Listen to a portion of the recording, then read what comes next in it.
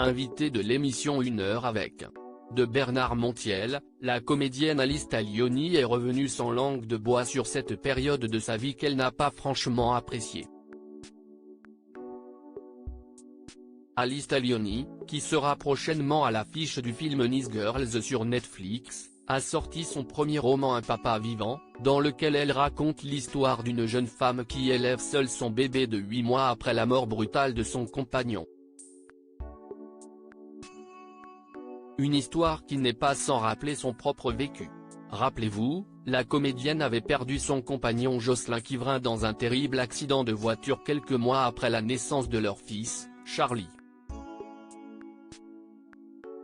Ce dimanche 10 décembre, Alice Taglioni était l'invitée de Bernard Montiel dans l'émission 1 heure avec sur RFM pour parler de son ouvrage. La comédienne a profité de sa venue pour évoquer certains pans de sa vie, dont ses débuts de mannequin. Alice Taglioni, le mannequinat n'était pas du tout un bon souvenir avant de devenir l'actrice que l'on connaît aujourd'hui. Alice Taglioni a commencé sa carrière en tant que mannequin. Une période de sa vie qu'elle n'a pas franchement appréciée, comme elle le révélait à Bernard Montiel. Le mannequinat n'était pas du tout un bon souvenir, a-t-elle affirmé dans un premier temps.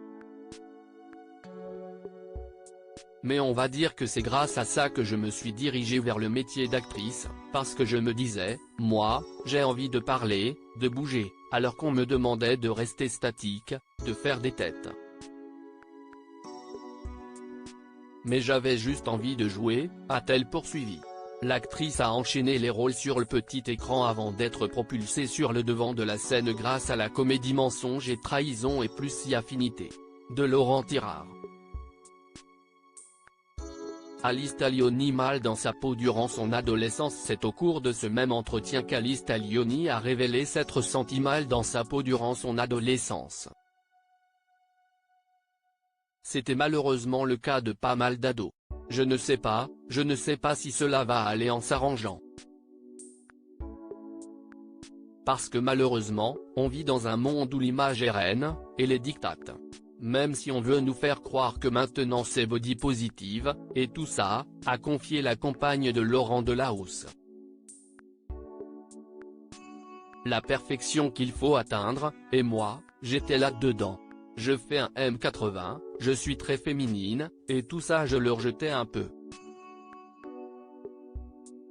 Je me sentais vraiment mal. Et je me sentais à part, très regardée, cela me mettait mal à l'aise le regard des autres, a ajouté celle qui a choisi un métier où le regard et le désir des autres sont si importants. Article écrit en collaboration avec 6 médias.